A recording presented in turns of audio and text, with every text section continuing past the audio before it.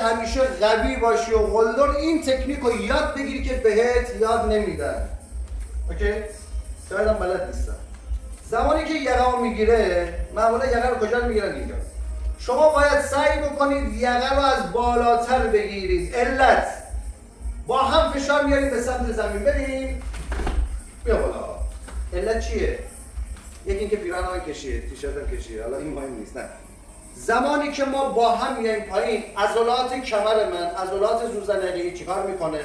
چون به اونا داره فشار میاد و ستون فقراتی که روی کمر، ماره سینه‌ای و دنبالچه وجود داره، این باعث میشه که من حفظ بشم.